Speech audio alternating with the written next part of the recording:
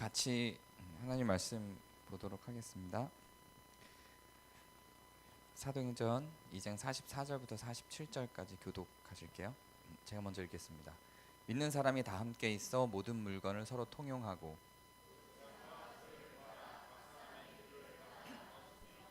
날마다 마음을 같이하여 성전에 모이기를 힘쓰고 집에서 떡을 떼며 기쁨과 순전한 마음으로 음식을 먹고 하나님을 찬미하며 또 온 백성에게 칭송을 받으니 주께서 구원받는 사람을 날마다 더하게 하시니라. 아멘.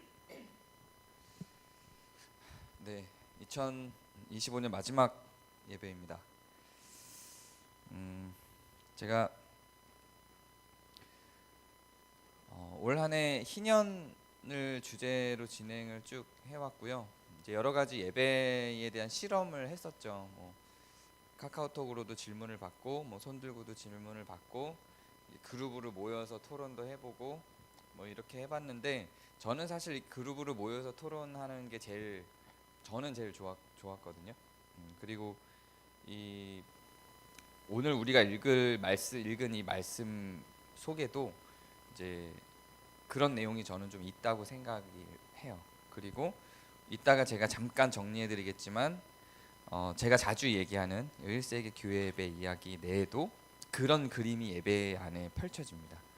그래서 저는 그게 제일 좋긴 했는데 그 시간이 되게 부담스러우신 분들도 있더라고요. 또 그러는 날은 또 좀 예배 시간이 길어지고 이러다 보니 좀 부정적 의견들이 있어서 원래 내년에는 제 원래 계획은 매주 그냥 아예 자리 자체를 그렇게 세팅하고 매주 그러려고 그랬는데 그건 너무 힘들다 이런 반응들이 있어서 그냥 오픈 채팅방 질문 및 그냥 거수 질문 이렇게 질문 중심으로 그냥 가는 걸로 하고 각 사랑방에서 예전에 제가 그 사랑방 제가 온 지 얼마 안 됐을 때 각 사랑방에서 설교 내용을 나눌 수 있는 나눔지 같은 거를 드렸었어요. 근데 이제 그 당시 섬김이 분들이 별로 안 좋다. 뭔가 해야 될 것 같고 이런 의무감도 있는 것 같고 큰 효용성은 없다. 이래서 이제 중간에 중단을 했었는데 이제 그때처럼 그렇게 정형화된 성경 공부하듯이 하는 구조는 아니더라도 그냥 나눌 수 있는 생각해 보기 정도 한 3개의 주제로 생각해 보기 정도만 제가 이제 내년도에는 이제 매주 이렇게 공급을 하도록 매주 이렇게 섬김이들을 통해서 드리도록 하겠습니다. 그러면 그건 자유롭게 사랑방에서 그걸 나눌 수 있는 분들은 나누고 그래서 그런 예배 시간에 토론하려고 했던 그 질문을 만들고 했던 그런 모임 같은 걸 사랑방에서 해주시면 되고 예배 시간엔 설교에 대한 오픈 채팅방에서의 질문 정도로 내년에는 진행을 하도록 하겠습니다. 희년으로 우리가 1년 동안 이야기를 나눴는데 희년은 사실상 구약 시대에서는 실패한 정책이었습니다. 하나님은 그게 필요하다고 생각을 했고 법으로 만들었지만 결국 그 희년에서 요구하는 건 가진 사람들의 헌신과 희생이었어요. 가진 사람들의 헌신과 희생이 전제되지 않으면 희년은 불가능한 제도입니다. 제도 자체가. 그런데 그걸 해야만 하는 자기 것들을 풀어내야 하는 가진 사람들이 법과 정책을 만드는 결정권을 갖고 있다 보니 희년은 자기의 것을 흘려보내기 위한 정책을 위에 권력자들이 결정을 해야 되거든요. 근데 자기 것들을 손해보면서 흘려보낼 결정을 할 수 있는 사람이 많지 않아요. 그러다 보니 희년은 이스라엘 역사 속에서 실행된 적이 없었습니다. 그래서 매우 미비하고 연약한 정책이었죠. 그래서 희년을 연구하는 학자들은 베풀고 흘려보내야 되는 그 권력자들이 직접 결정하는 구조가 아니라 오히려 그 혜택을 받아야 되는 사람들이 그 정책을 결정하는 구조로 가야 희년의 실천이 가능해진다고 봅니다. 희년 학자들의 견해는 그래요. 그런데 시대는 점점 그렇게 흘러가고 있기는 하죠. 그렇죠?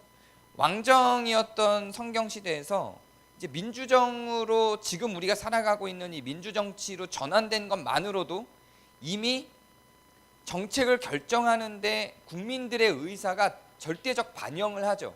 결정하는 건 여전히 정치인들이지만 국민들이 그 정치인들을 선거라는 방법을 통해서 뽑기 때문에 국민들이 뭘 원하는지를 아니까, 그러니까 국민들의 의견이, 즉 혜택을 받아야 되는 사람들이 그 정책에 영향을 미치는 구조까지는 어느 정도는 온 거예요.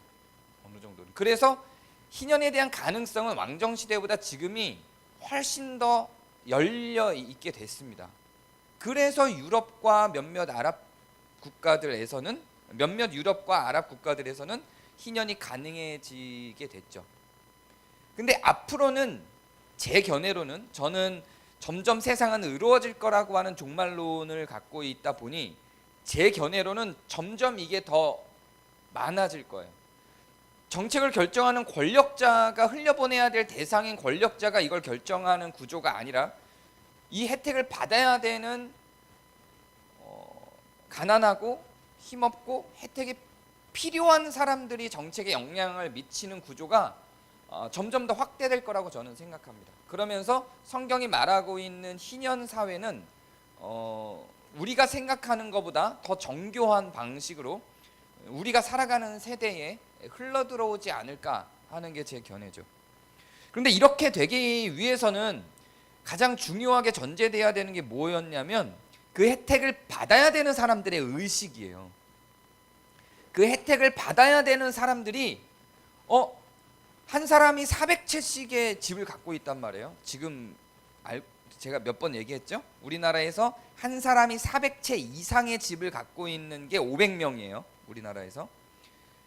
한 사람이 400채 이상의 집을 갖고 있는 사람이 500명이니까 100채 이상을 기준으로 하면 훨씬 더 많겠죠. 통계는 400채 이상만 나와 있어요. 그러면 400채 이상의 집을 갖고 있는 사람이 500명이니까 500채 이상도 있겠죠. 그런 식으로 구조화를 하면 이 아주 소수의 사람들이 수만 채의 집을 갖고 있게 되는 건데, 이 사람들이 자기 것들을 풀어놓기 위한 결정을 해야 된단 말이에요. 이거는 정치 이야기가 아니에요. 사회 이야기가 아니라 성경 얘기예요. 성경 얘기. 성경에서 그걸 금하고 있다고요. 그게 사람들을 피폐하게 만들고 있다고, 하나님의 권위에 도전하는 거라고 이야기를 하고 있어요. 한 사람이 몇백 채의 그렇게 집을 갖고 있는 게. 그리고 그게 풀려야 백성들이, 국민들이 자기 집을 갖고 잘 살 수 있다라고 성경이 하는 이야기들이에요. 근데 문제는 뭐냐면 국민들의 그 왕정시대를 살던 사람들의 국민들의 정서는 왕이 그렇게 정하면 그렇게 따라가야 하는 거라고 인식을 하고 있고, 오히려 몇백 채의 집, 몇만 필의 말, 수많은 아내들을 왕이 갖고 있을 때 그 왕을 더 왕다운 왕으로 생각하는 경향들이 인간들에게 있다는 거예요. 그게 문제인 거예요. 그래서 그 혜택을 받아야 되는 사람들의 의식이 깨이지 않으면 이건 바뀌지 않아요. 그래서 그 기간이 오래 걸리는 거예요. 하나님은 이미 수천 년 전에 구약 성경을 통해서 이 희년 제도를 선언을 하셨고, 왕들에게, 제사장들에게 이 법을 실행시켜라고 이미 명령을 하신 거예요. 그런데 그걸 이스라엘이 계속 딜레이를 시킨 거고, 이제 조금 태동을 하고 있는 거죠. 그게 희년의 법이 이제서야 태동을 하는 거예요. 이제서야 아랍과 유럽 쪽에서 근대 사회에 들어와서야 실험들을 하고, 이제서야 그걸 받아들이는 나라들이 생겨나기 시작하는 거죠. 우리나라는 장기적으로 보면 몇몇 선두적으로 이 희년법을 적용하는 나라들의 뒤를 따라갈 거라고 저는 기대를 하는 거죠. 생각보다. 왜냐하면 왜 제가 이 기대를 할 수 있다고 생각하냐면, 국민들의 정서나 사람들의 의식 수준이 여기까지 올라가고 있어요. 이제 몇몇 사람들한테 부가 몰리는 것이 그 사람들에 대한 존중과 존경을 향해서 가는 사람들도 여전히 있기도 하지만, 그것에 문제가 있다라는 인식이 이제는 우리나라 국민들에게는 어느 정도 보편화가 돼 있어요. 이런 상태에서는 지금 자본주의 구조에 능력 있는 몇몇 사람들이 수백 채, 수천 채의 집을 혼자 독식하고 살아가는 구조를 사람들이 그냥 두고 보지 않을 거예요. 그래서 저는 유럽이나 아랍처럼 빠르게는 아닐지라도, 그리고 우리나라 사람들은 어떤 폭력적인 저항을 하는 사람들이 아니고 촛불 시위와 같은 평화적인 저항을 하는 민족적인 습성을 갖고 있다 보니 느리고 법적 테두리 안에서 안전하게 하긴 하겠지만 변화는 분명히 있을 거다라는 생각이 듭니다. 근데 이런 사람들의 의식을 깨우고 사람들이 모두 다 평등하며 어떤 특정 사람들에게만 권력과 부가 몰리는 게 아니라 모두 다 함께 잘 사는 사회가 행복한 사회라는 그 인식이 어디서부터 시작이 되었냐면 성경의 기록 혹은 우리의 역사적 기록을 봐도 교회에서 시작이 됐어요. 그리고 희년이 실제적으로 법적으로 사회가 국가가 해내지 못한 그 희년의 삶을 실제적으로 사람들의 삶 속에서 드러낸 그 장면이 바로 오늘 우리가 읽은 그 본문이에요. 법이 통하지 않는, 법이 필요 없는 사람들의 모임 가운데에서 그 희년이 실천이 됐어요. 지금 우리가 읽은 이 모습이 뭔가요? 우리가 1년 동안 배웠던 희년의 모습이에요. 그래서 믿는 사람들이 다 함께 있어 물건을 서로 통용하고 재산과 소유를 팔아 각 사람의 필요를 따라 나눠줬대요. 이거를 잘못 읽으면 공산주의처럼 읽을 수 있어요. 그래서 이거를 공산주의로 오해해서 이상하게 해석하는 설교들도 너무 난무해요. 그렇지 않아요. 면밀히 봐야 돼요. 먼저 공산주의가 추구하는 건 폭력적 저항으로 강제적 평등이에요. 그렇지 않죠? 전혀 그렇지 않아요. 강제적 평등이 없어요. 여기는 자기들이 자기의 재산을 팔아요. 그리고 각 사람의 필요에 따라 나눠줘요. 똑같이 나누는 게 아니라니까요. 각 사람의 필요에 따라 가진 사람들이 자기가 자기의 소유를 팔아 저 각 사람의 필요에 따라 이 사람이 나눠주는 구조예요. 당이 있어서 교회가 주체가 되어서 강제적으로 얼마씩을 다 내 해서 동일하게 재산을 다 걷어들여서 똑같이 200만 원씩만 나누기 하고 나머지는 당이 축적해서 우리가 이걸 강제 집행해서 운영하겠다라고 하는 체제가 아니라니까요. 완전히 다른 거예요. 이걸 그렇게 성경에서 실현한 교회가, 국가가 하지 못한 걸 교회가 실현한 희년의 이 거룩한 활동들을 그렇게 폄훼할 수 없어요. 완전히 다른 개념이에요. 사람들이 말씀을 듣고 감동을 얻어 내가 사랑하는 저 사람에게 지금 먹을 게 없어요. 필요한 게 있어요. 그런데 나한텐 그게 풍성하게 넘쳐요. 그래서 그걸 팔아서 난 이거 하나 정도 팔아도 괜찮으니까 그걸 팔아서 저 사람에게 나눠준 장면이지, 어떤 권력 주체가 모두 다 강제 집행을 해서 끄집어내서 그 권력 주체가 강하게 돼서 그 사람이 그 권력 주체가 동등하게 나눠준 그런 개념이 아니라니까요. 어디다 갖다 대요? 그렇지 않아요. 이 본문이 어디에 그런 게 있어요? 그런 거 없어요. 필요가 있는 사람들이 눈에 보인 거예요. 필요가 있는 사람들이 눈에 보인 거고 자기의 재산과 소유를 팔 수 있는 사람들이 팔아서 한 거예요. 그런 거예요. 이걸 오해하면 안 돼요. 강제 집행이 아니었어요. 성경은 지속적으로 이렇게 가요. 모세가 성막을 건설할 때 백성들에게 선언을 합니다. 너희들의 귀걸이와 반지와 목걸이와 이런 것들이 필요하다.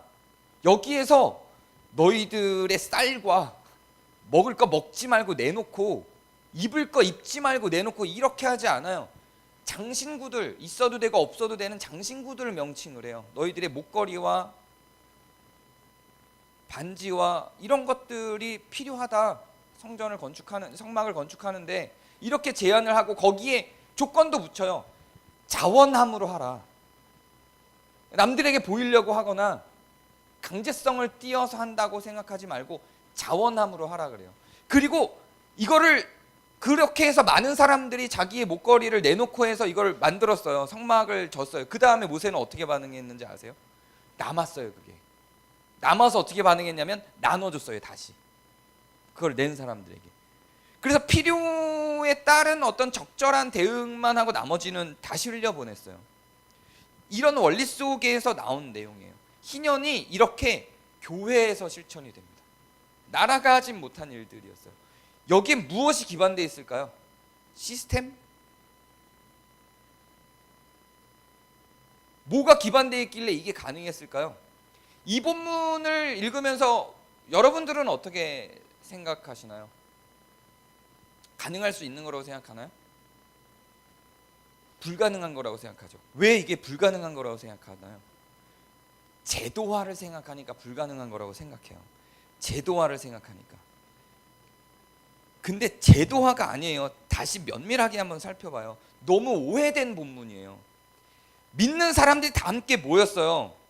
모든 사람들이 물건을 서로 통용해요. 모든 재산을 다 내놓는 게 아니라니까요. 이거 이상하게 적용하는 공동체들도 있어요. 완전히 그렇지 않아요. 이게 무슨 공산주의적으로 갖고 있는 재산을 다 한 군데 모아놓고 이렇게 한 장면이 아니에요. 모든 사람들이 물건을 서로 통용해요. 내 물건, 네 물건 그냥 같이 쓰는 거예요. 그냥 그런 거예요. 재산을 다 내놨다는 얘기가 아니에요. 우리도 얼마든지 그럴 수 있죠. 뭐 에어컨을 얼마 전에 모 집사님께서 어떤 방에 에어컨이 부족하니까 본인에게 남는 에어컨을 거기다 설치를 해주신 적이 있어요. 우리 교회에서 벌어진 일이에요. 그냥 이런 걸 얘기하는 거 통용을 해요. 이렇게 통용을 한 거예요. 재산과 소유를 팔아 이러니까 모든 재산과 소유를 판 줄 알아요. 그런 게 아니에요. 문장을 잘 보면 각 사람의 필요를 따라 나눠줬대요. 어떤 중앙 집권에서 강제적 집행을 해서 걷어들인 구조가 아니에요. 그 사람이 뭔가 필요하대서 그 사람의 필요를 따라서 어떤 각 사람 한 사람의 필요가 있어요. 누군가가 지금 과부가 됐고 남편이 돈 벌어주던 남편이 지금 없어서 이 사람이 과부가 됐기 때문에 남편이 무슨 일로 죽었고 과부가 됐기 때문에 이 아이들도 있는데 그 당시엔 여자가 일을 할 수 없었고 여자가 일을 하려면 몸을 파는 것밖에 가능한 게 없었던 시대니까요. 그러니까 이 집에 무엇인가 지금 필요가 보였어요. 그래서 그 필요에 따라 그걸 돕고자 하는 사람들이 자기의 소유를 팔아요. 그래서 돕는 거예요. 이 그림이지 그 교회로 들어오는 순간 소위 공산주의에서 하는 것처럼 모든 재산을 어떤 또 특히 발리로 간 어떤 이단들이 있죠. 아시나요? 이 본문을 근거로 그 교회에 들어오면 재산을 다 내야 돼요. 그래서 그 공동재산을 운영하고 발리로 이주를 했어요. 성도들이 다 함께. 거기서 어떤 사업체를 만들고 어떤 여자 목사인데 그 재산을 다 헌납했으니까 자기는 빈털털이거든요. 그때부터는 이제 막 말 안 들으면 뺨 때리고 막 이래요. 그런 장면들이 막 잡혀서 뉴스에 공개되고 이런 적이 있죠. 이거 너무 잘못 적용한 말씀이에요. 그런 장면이 아니라니까요. 성경은 이런 자원함의 원리를 벗어난 바가 없어요. 그 사람이 어떤 사람의 필요가 있었고 그 필요에 따라서 재산과 소유를 팔아서 그 사람을 도와준 개념인 거예요. 자발적으로 만들어진 공동자산을 구성한 게 아니에요. 공동자산을 구성한 게. 그리고 날마다 마음을 같이하여 성전에 모이기를 힘쓰고 기쁨과 순전한 마음으로 집에서 떡을 떼며 기쁨과 순전한 마음으로 음식을 먹고 이렇게 간 거예요. 공동자산으로 그렇게 간 게 아니라 누군가가 집을 제공을 했어요. 누군가가 집을 제공했고 그 누군가가 제공한 집에서 함께 떡을 떼며 마신 거예요. 이런 그림이었어요. 그림이 좀 그려지나요? 섣불리 이 말씀을 섣불리 해석해서 건드린 거랑 굉장히 다르죠. 근데 재밌는 거는요. 대부분의 주석들이 제가 지금 말씀드린 것처럼 해석해요. 그렇게 우리가 생각하는 것처럼 공동자산을 운영하는 방식으로 해석하는 주석가가 없어요.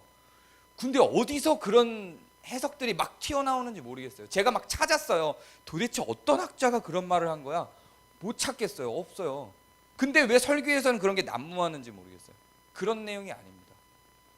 사랑으로 이루어지는 거예요. 그 원리 속에는 강제적 집행과 강제적 재산 수거 이런 게 있는 게 아니에요. 사랑의 원리예요. 성도 중에 교우 중에 누군가가 배고프고 필요하니까 거기에 사람들이 신경이 쓰이니까 풍족한 사람들은 아니었던 것 같아요. 자기가 쓰던 물건을 팔아서 이거는 있을 수도 내 생존에 대한 물건은 아니니까 그걸 팔아서 그렇게 나눠준 개념인 것이지 이것이 마치 공동자산을 운영한 것처럼 묘사를 하는 경우들이 있는데 제 눈에는 아무리 봐도 공동자산이라는 말은 없어요. 공동자산으로 이해할 수 있는 오해하게 할 만한 것도 아니에요. 사실 필요에 따라요. 그래서 어떤 주석가가 이걸 했나? 왜 목사님들은 자꾸 이걸 공동자산처럼 이야기를 하지? 라는 생각으로 제가 주석들을 별별 주석들을 다 찾아봐도 그렇게 공동자산 방식의 운영으로 한 게 아니라 예들은 있더라고요. 예. 그렇게 해석을 한 게 아니라, 주석가가 그렇게 해석한 게 아니라 이와 같은 걸 꿈꾸기 위해서 공동체에 자기의 돈들을 다 내고 그렇게 모여서 이와 같이 살았던 사람들이 있었다, 역사 속에. 이렇게 예를 든 사례들은 있어요. 근데 이게 정말로 그렇게 모든 재산을 다 내놓고 공동자산을 운영한 것처럼 운영한 내용은 아니에요. 또 그 예전에 우리 교회, 지금은 안 다니시는데 예전에 우리 교회 다니셨던 분 중에 어떤 그 산속에서 굉장히 많은 인원이었어요. 한 10,000명 정도가 모여 사는 공동체가. 근데 그 공동체는 뭐 이렇게 그렇게 참여하시는 분들에게 어떤 큰 피해를 주거나 그러지는 않았지만 방식은 비슷했어요. 자기 전 재산을 내고 들어가서 자유롭게 자기가 할 수 있는 일들을 하면서, 누군가는 농사를 짓고 누군가는 뭐 고치는 수리 작업을 하면서 한 10,000명 정도가 그렇게 모여 사는 그 교회 공동체가 있었어요. 거기 있다가 우리 교회로 오신 분이 있어요. 근데 그분이 우리 교회로 온 이유가 뭐냐면 너무 행복했대요. 거기서 한 10년 있으셨는데 굉장히 행복했대요. 근데 뉴스에 그분이 딱 나온 거예요. 뉴스에 그걸 조직한 분이 뉴스에 뭐가 나왔냐면 여대생들하고 같이 사는 거예요. 여대생들하고 성적인 접촉을 하면서 같이 사는 거예요. 그게 뉴스에서 보도가 되고 나서 충격을 받고 상처받아서 거기서 나온 거죠. 어떤 형태로든지 그렇게 자기의 모든 재산들이 다 거기다가 흘려보내는 구조로 가는 것 자체가 이상한 거예요. 거기서 이미 자기의 모든 걸 투자했으면 그때부터는 사람은 저건 옳아야 돼요. 옳아서 옳은 판단이 나오는 게 아니에요. 내 모든 걸 걸었거든요. 거기부터는 그게 옳아야 돼요. 자기 주체성이 없어진다니까요. 성경은 그런 방식으로 공동체를 구성하지 않아요. 그런 방식으로 공동체를 구성한 역사가 없어요, 성경에서는. 근데 그렇게 일단 우리 공동체로 들어오려면 너희들의 전 재산을 다 갖다 부어야 된다라는 그런 전제가 있는 그 시작점부터 이미 이상한 거예요. 성경이 그렇게 강제적으로 사람들의 주체성을 완전히 말살시켜가면서 옥죄서 끌고 가지 않습니다. 하나님과 우리 사이의 신앙은 개신교가 왜 출발을 했죠? 왜 종교개혁을 했죠? 사제를 통하지 않고 여러분 각각 개인이 하나님과 대면하여 하나님과의 사이에서 이루어지는 하나님과 직접적 관계를 맺는 사람들이에요. 그게 개신교가 천주교로부터 종교개혁을 할 때의 기본적인 맥락이에요. 그 안에 그래서 사제를 통하지 않고 성도가 직접 성경을 읽고, 그래서 성경을 번역하고 번역한 성경을 나눠주고, 이런 활동들을 종교개혁자들이 한 이유가 뭐냐면 우리 각 개인의 신앙이 사제를 통하는 게 아니라 하나님과 대면하여 이루어지는 것이기 때문에 그래요. 무엇인가 우리의 신앙적인 하나님을 향한 마음이 어딘가에 의탁하게 하고 의지하게 하는 구조로 가지 않는다니까요. 이 본문도 그래요. 자원함의 원리였어요. 저는 교회에서 이게 이루어진 이유가 바로 이게 가능했기 때문이라고 생각해요. 우리 1세기 교회의 이야기 제가 자주 얘기 드리고 우리 교회 필독서기도 합니다. 이 내용은 1세기 당시의 고증들을 통해서 1세기 당시에 그분들은 어떤 예배를 드렸나를 추적한 거예요. 근데 우리 교회 오래 다니신 분들은 다 내용을 아시지만 다시 제가 간단하게 오늘 본문이 딱 이 본문이기 때문에 정리를 해드리면, 교회를 안 다니던 한 상인이 전도가 돼서 왔어요. 전도가 돼서 왔는데 들어오면서 그냥 평민이에요. 평민, 좀 부유한 평민이에요. 전도가 돼서 와서 딱 들어왔는데 뭐 예배 같지가 않아요. 막 부산해요, 사람들이. 어떤 사람들은 막 요리하고 있고 뭐 음식 냄새도 나고 사람들은 이야기하고 있고. 그래서 들어오면서 이 사람이 물어봐요. 저 누가 저 여기 오라 그래서 왔는데요. 저 예배는 언제 시작하나요? 예배하는 것 같지가 않은 거죠. 그랬더니 그 첫 대사가 뭐였는지 기억나세요? 읽으신 분들? 예배는 당신이 들어오는 순간부터 시작되는 겁니다. 이렇게 해요. 그리고 들어왔어요. 그리고 브리스가와 아굴라의 가정이에요. 그 브리스가와 아굴라가 자기 집을 내놓고 거기서 예배를 하는 거예요. 설교를 해요. 설교가 진행이 되고 있어요. 이미 들어왔는데. 근데 설교를 하는데 중간에서 막 질문하고 대답이 오가고, 설교하는데 음식 내와서 막 음식 먹고, 설교하는데 애들 막 뛰어다니고 놀고. 그러니까 그 중에 여자분 중에 한 분이 애들을 데리고 와서 너희들은 나랑 같이 배우자 이러고 이제 쉬운 말로 가르치려고 데리고 가고, 이런 모습들이 있어요. 그리고 설교 도중에 거기에 연계된 그 당시의 사회적 이슈에 대한 질문을 막 해요. 아니 근데 그러면요 선생님, 지금 노예제도가 있는데 이 노예제도는 어떻게 생각하세요? 이런 거 그냥 막 대화를 하고 거기에 대한 답변을 하고 이렇게 예배를 해요. 그러다가 중간에 이제 우리 성찬합시다. 그리고 갑자기 성찬을 해요.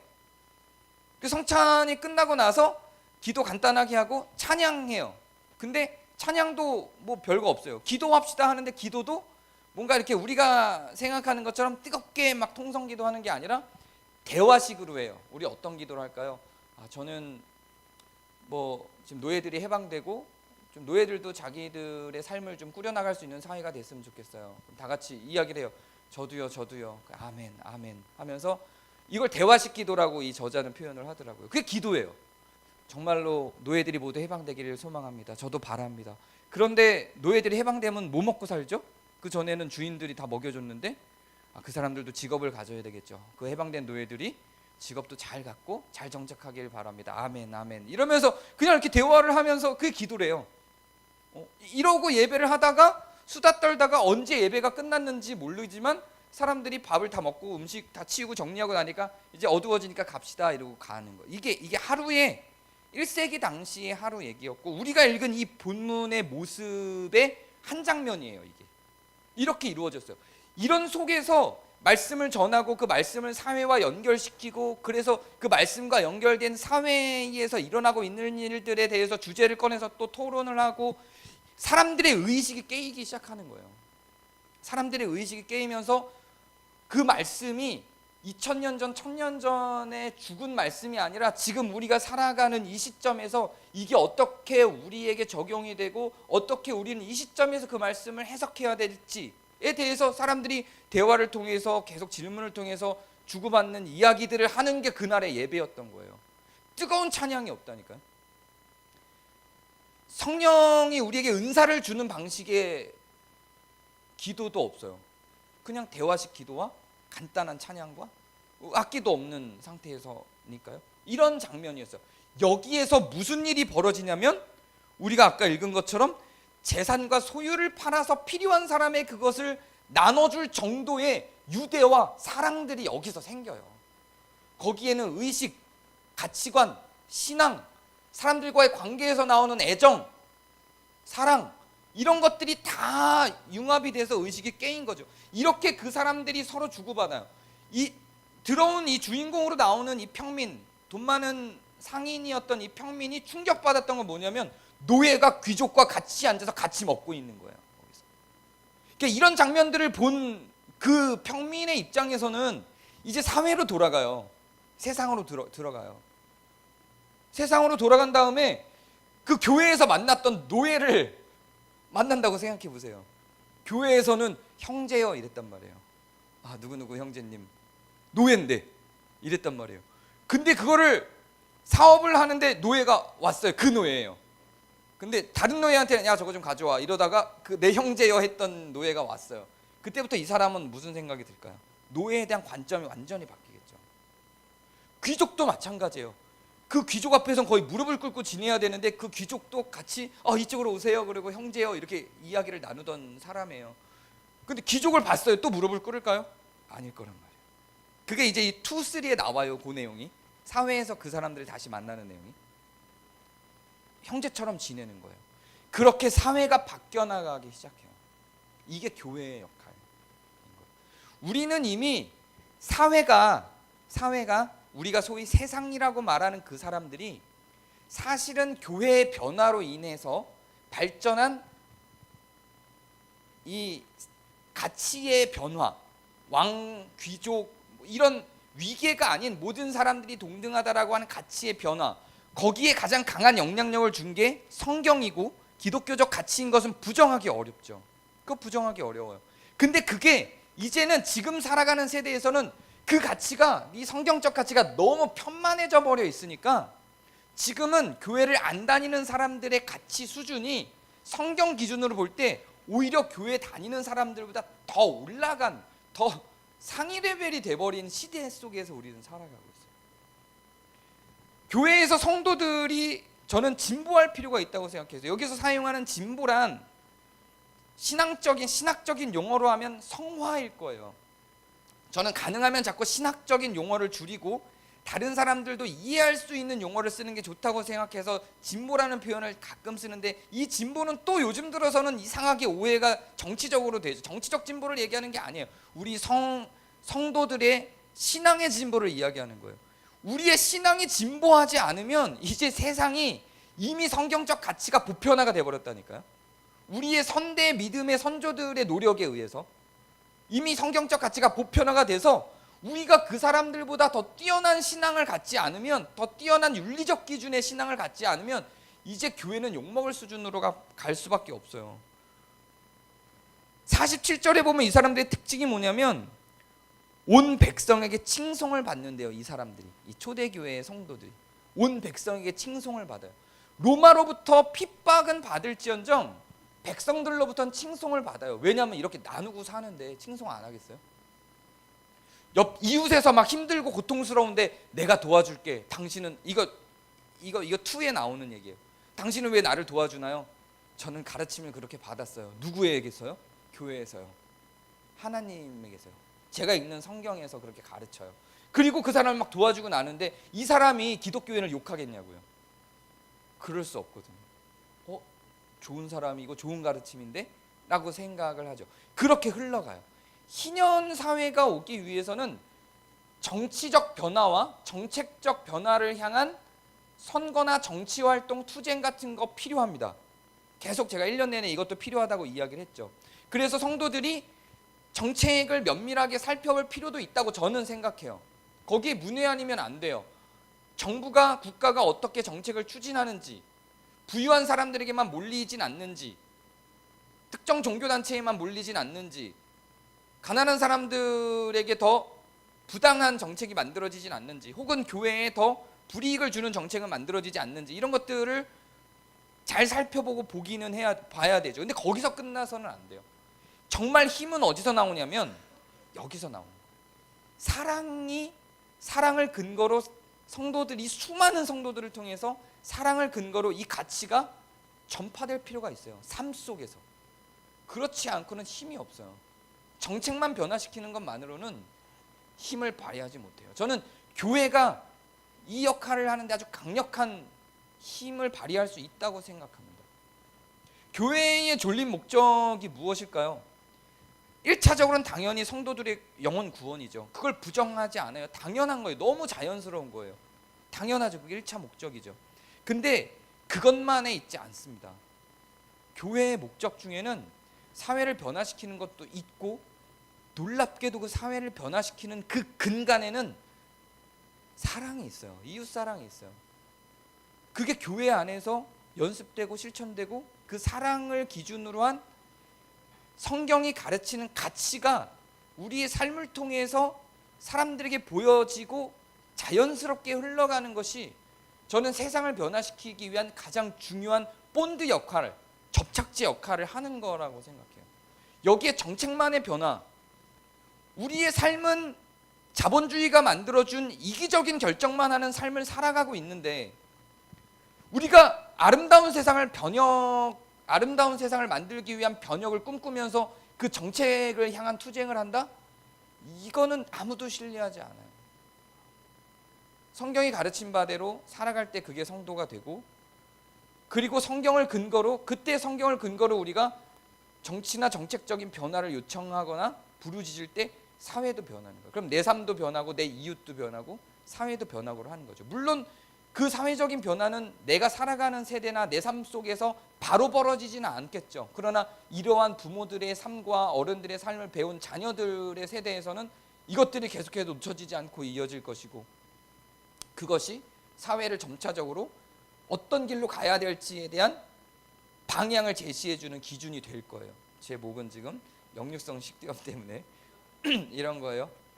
뭐 감기나 그런 게 아니에요. 그래서 저는 다시 교회로.